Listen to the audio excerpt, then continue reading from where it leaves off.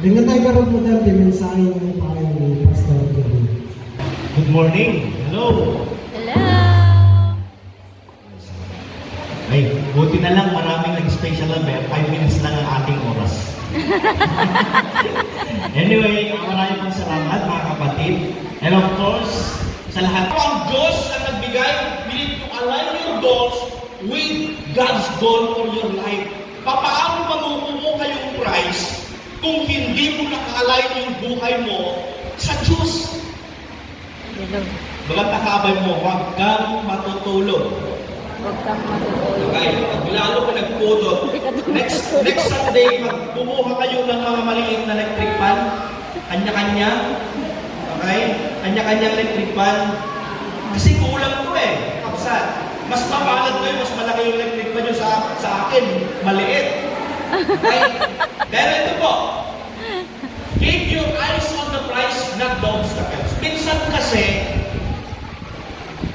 sa ating mga buhay, ang asawa na kumagong nagkinagot bagas. Okay? Ang trabaho na kumagong nagagayon mo di pagtrabahuan. Parang ang nakikita mo po doon, yung obstacles. Mapana po, hindi ka pinapupunta sana ko sa church, pero ang init po doon sa church. Okay? Maraming kadahilanan. Kung bagang nakaabay mo, ikaw ang dahilan kung bakit ako nandito. Okay? So praise the Lord. The prize is you. Ikaw yun.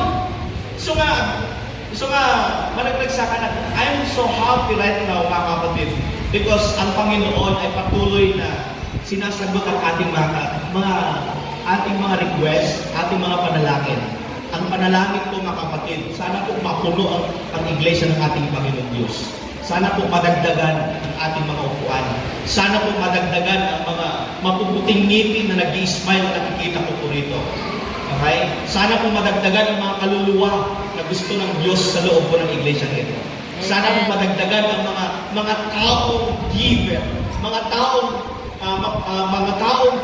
kukunin. Kaya yung loob, yung over their lives as living sacrifice. That is the price. Mga kapatid, huwag mong tingnan yung problema. Okay? Pagtingin mo sa sarili, pagtingin mo sa asawa mo, baka ikaw yung problema. Okay? Hindi po. Yan po yung blessing ng ating Panginoon. Sabi ni Digong, sinong alam kayo yung President Digong? Sabi niya, subukan mo, masisira ang buhay mo. Anong sinasabi mo doon? That is drug. Okay? Pero sabi ng Diyos, subukan mo, gaganda ang Buhay mo. ano yung gusto mo? Yung sabi ni Digong? Sabi ni President Duterte o kayo sabi ng ating Panginoon? Purihin ko ng ating Panginoon Diyos. Amen. Because pag sinubukan mo ang Diyos sa kanyang kaharaan, pinasok mo ang kanyang kingdom, that is the kingdom of heaven, and richly heaven, sinubukan mo at magiging maganda ang buhay mo. Kaya po sabi ng ating kasulatan, yung kasulatan ng ating Panginoon Diyos, hindi ako pumarito upang kumakain sa niya. Pumarito ako upang bigyan kayo ng abundant life. That is the abundant life. Walang iba yung everlasting life. Hindi po pera ang sinasabing abundant life. Pero kung meron naman yung pera, why not? Okay? Minsan kasi pera ang susik. Kung natakabsat, kung sino di makata kayo nga, mauma kayo di kwartay kintindiyo kanya. Okay? Ang doon ay di kwartay kung pastor, kung ako na yung intindiyo kanya. Nakabsat. Anyway, that is sabi ng ating Panginoon. James chapter 1 verse 12. Okay, malapit na po. Blessed is the man who will persevere under trial, because when he has told the test, he will receive the crown of life that God has promised to those who love Him. Kung meron mga test o kay trial sa buhay po natin, sabi ng Panginoong Diyos, when he has stood the test, he will receive the crown of life. Kung meron kayong natatanggap ng mga problema sa buhay, mga pagsubok sa buhay, that is only a test. But alpasan na, after ng trial sa buhay mo, sabi niya, you will receive the crown of life. Ano kaya yung crown of life? Andun na po yung kasiyahan, kagalakan ng puso mo, okay, yung peace, yung love, yung happiness, okay, yung joy na magkaloob ko ng ating Panginoon. That is the fruit of of the Holy Spirit. What are the things threatened to stop us? Usually petty things, peripheral issues, hurt feelings, misunderstanding. Gusto nyo ko natatay ni Sister Josie na minsan, nakakatanggap ka din ng mas sakit na salita. Merong panahon na talagang, kanya mapagod ka rin. Kahit pagod na ako, pastor, hindi ko makaya. Pero alam niyo po, yung mga pagod, they are blessed dahil inibitahan ng Panginoon. Sabi niya, lahat ng mga pagod, lahat ng mga may load, sabi niya yung problema, pupunta kayo sa akin. Ibagat nakakabay mo ng problema, makarta kay Kristo.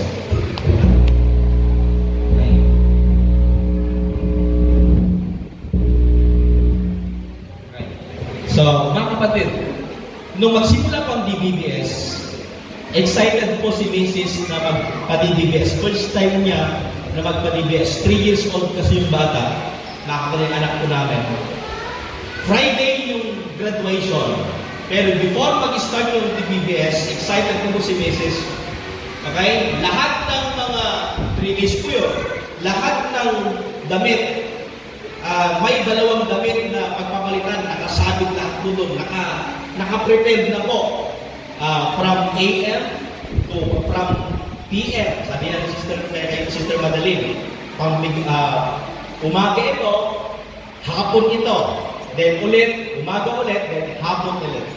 Then, sa third day, yung graduation ngayon mga kapatid, akala ko hindi na attend. May meeting ko ako, sabi niya, sa trabaho ko nila. Sabi niya, ito, kung gusto mong umattend, bahala ka, sabi ko. Pero, nagtataka po ako mga kapatid, sa hapon pa lang iyon, nakabalak na kong pupunta. Okay? Sabi ko sa kanya, sige, mas maganda kung pupunta ka, makikita mo yung anak mo, na umawit, umanta, umag-aksyon, sabi ko. So, nung graduation na yun, dumating si Mrs. ng 12 o'clock, okay, for preparation, excited na po si Mrs. Okay? Tuwang-tuwa po siya. Pero nung graduation, habang sila po mag-perform, yun na po, nag-umpisa na po yung letter S na sinasabi. Okay?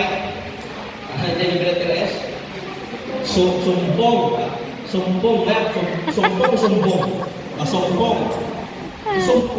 na po siya. Kapsat, hindi na maganda ang kanya. Okay? Yung bata, hindi na maganda yung kanya kasi naman katutugsan, kakabsat, nagugutan na mayata. So, nung point na yun, kakabsat, andun na lang kay Mrs. Basta magpipicture, hindi na makapicture. Umiiyak na, then hindi na nag-action. So, sabi ko, sa wakas, naranasan ko rin. Okay? Subukan niya rin. Kakabsat, kasi pag nagsumpong yan, bata niya, kakabsat, dire-diretso. Kakabsat, wala ka na middle, bigyan mo ng pagkain, meal mo sa eder, pag sino po, hindi po. Hintayin mo na lang, makakapatid na mag-discover siya. Pero, that is a happy moment, kakabsat, na meron mo kaming anak. Palapakati mo ng ating Panginoon. Yay! Goal! Ano ba yung goal mo natin? Pag ikaw ay tumakbo sa ating Panginoon Diyos. Ano ba yung goal mo kung bakit ka mananampalataya? Siyempre ang gusto mo, run to win. Tatakbo ka para ikaw ay manalo. Okay? Pangalawa, run to save. That is, kung ibig sabihin, tatakbo ka para ikaw ay maligtas.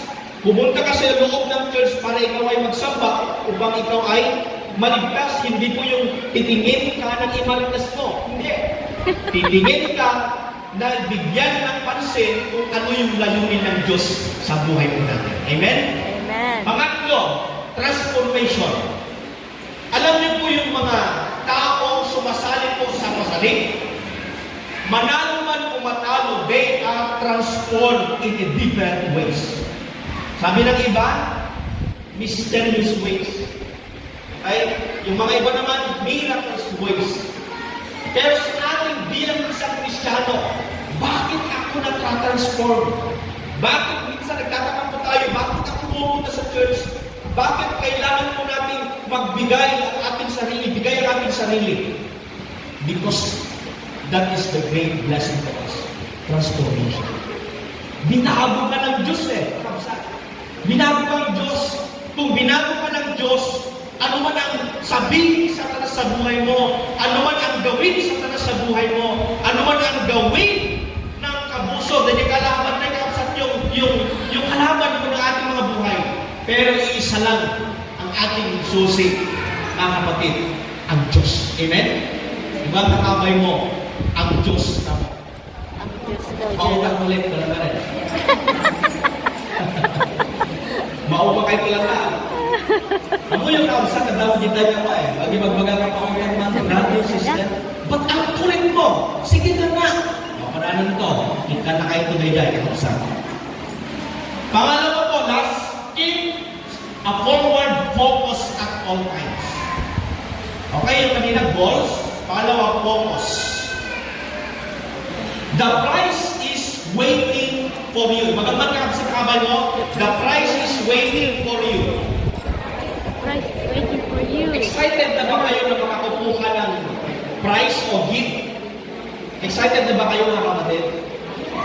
Amen. Excited na kayo, pwede na kayong mauna. Pastor, huwag muna. Patay naman yung sinasabi mo. The prize is waiting. Nagbibigay ang Diyos kung sino ang mauna. Gusto bang mauna? Walang may gusto eh. Kakabsat, walang may gustong mauna. Pero mga kapatid, in a literal word term, kakabsat, ang prize dito sa mundo, pwede natin makuha anytime. Okay? Ang mga prizes sa mundo ito, pwede natin makuha, mga kapatid. Pero sa prize, sa spiritual term, doon sa kalangitan, minsan kahirap kunin, mga kapatid. Ano pong dapat natin gawin? Reflection.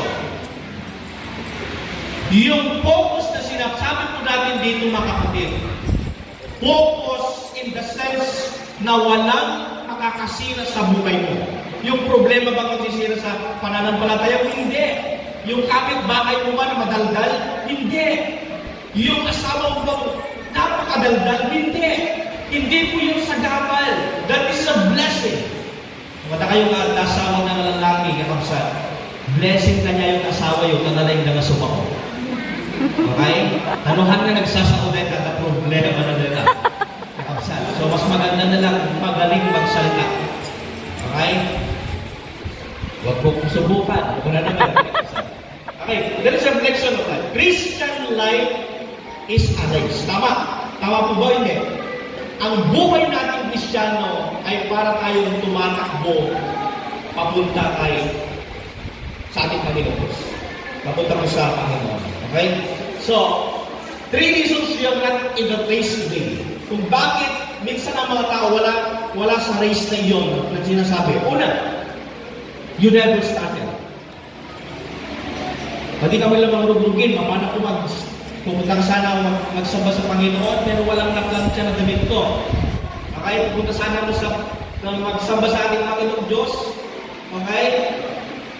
Maraming dahilan. Walang nakaset talaga sa gusto mong gawin. Hindi mo kayang gawin. May sakang na wala na kapsat, hindi ko kaya pero gusto ko pero hindi ko kayang gawin. Gusto mong magsamba pero napakahirap mong gawin. Hindi mo pa masisimulan. You never started right now. The solution is you need to start to walk. Pagsimula ka na kapatid. Mabaling na mahirap. Pwede gawin isa na sa'yo. Anak, huwag ka muna pupunta. Sabihin na anak. Ay, kasi anak na rin na. Pero alam niyo malit, that is Jesus Christ, never stop, mga kapatid. You stop running. Yung mga iba nag-stop na po. Napagod na sila. Okay? Hindi na ako pupunta. Iso na iso. Okay? Alam niyo po mga kapatid, ang Panginoon kasi, pag ikaw talagang willing kang tumakbo, willing kang maging anak ng Diyos, willing kang maging Kristiyano, kahit anong gawin isa na siya, mga kapatid, makakapaglakad ka. Amen po ba? Amen. Maraming hindrances, maraming obstacles. Mahirap na pasukin, mahirap maglakad. Pero sabi ng Diyos, maglakad ka lang.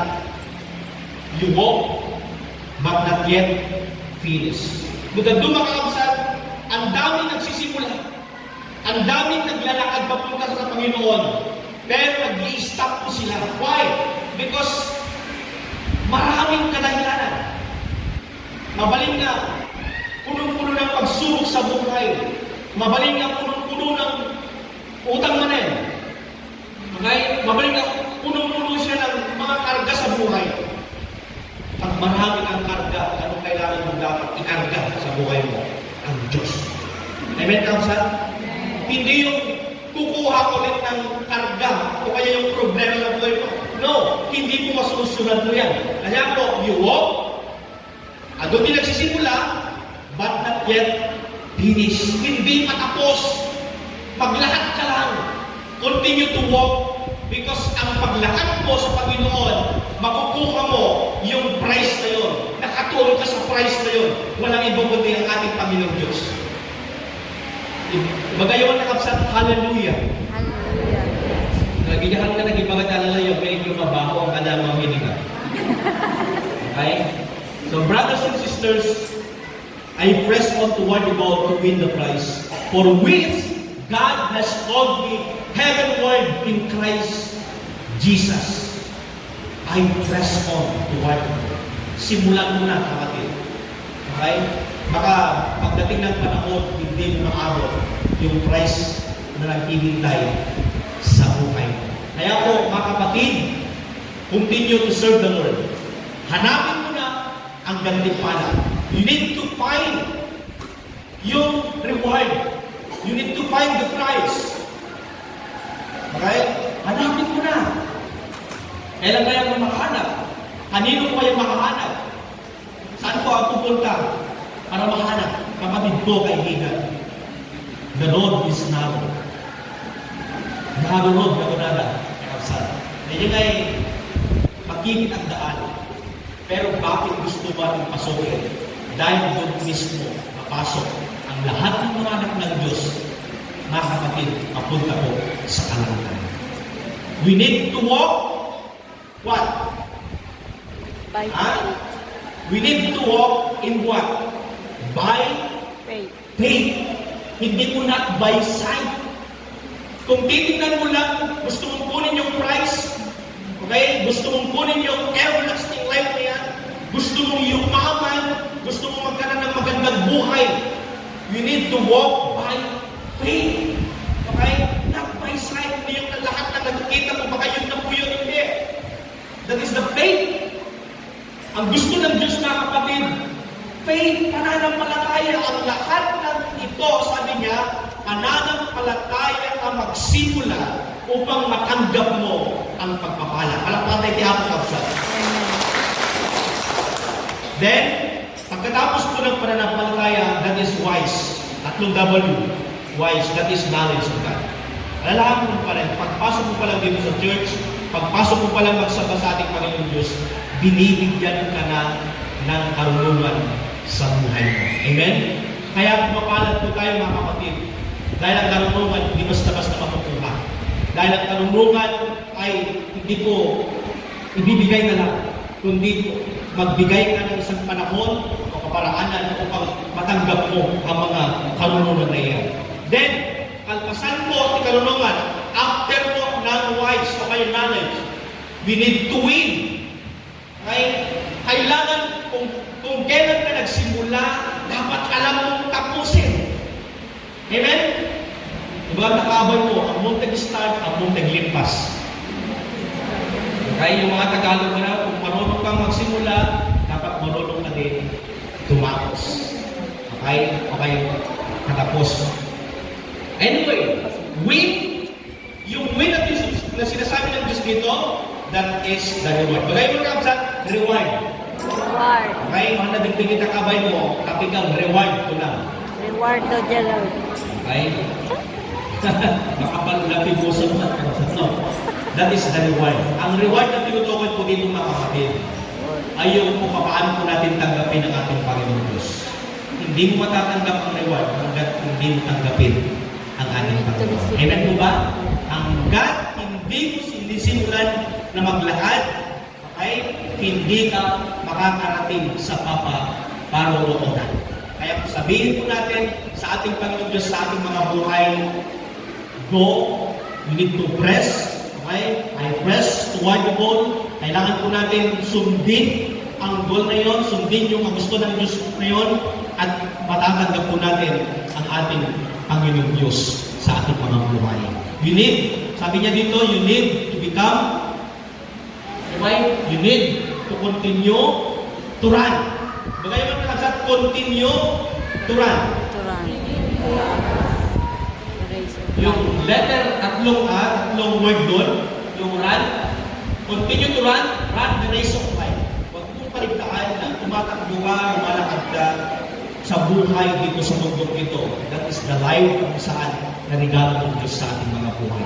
Lahat ng buhay dito, hindi natin alam kung kailan tayo patungo po sa yung kaya yung dito about tomorrow.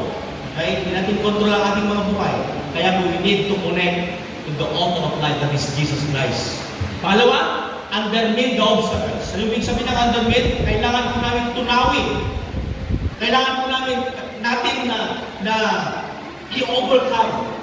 Okay? Sirain yung obstacles na yun. Pareho ko sa isa kang atleta. Okay? Ano pong dapat mong gawin para ikaw ay magkamasay? Ano pong dapat mong gawin para ikaw ay magkaroon ng lakas? Kailangan po na focus ng ating Panginoon Diyos. Then, we need to undermine the obstacles. And last is, never surrender. Kitang nakabay mo, no? Kung nag-surrender at tao saan? Never surrender. Ikaw, surrender ka? Never Nalaminis surrender. dito yun na. Naramis. Okay? Baka kapagpulot mo tayo, baka ko lang makapsat. No. Never surrender. Kapag ikaw ay isang Kristyano, never surrender. Kapag ikaw ay anak ng Diyos, Never huwag kang surrender. mag-stop. Never surrender. Don't stop. Never Huwag surrender. tayo, yung nadan nga, hantay kang sarde, kakapsat. We need to use our life to the presence of God. So brothers and sisters, lahat po tayo ay naniniwala sa ating Panginoon Diyos. Walang simple ang sermon nito kung hindi natin isagawa sa ating mga buhay, mga kapatid. Kailangan po natin magseryoso sa harapan ng ating Panginoon to receive the blessings. Tayo po ay tumayo, mga kapatid.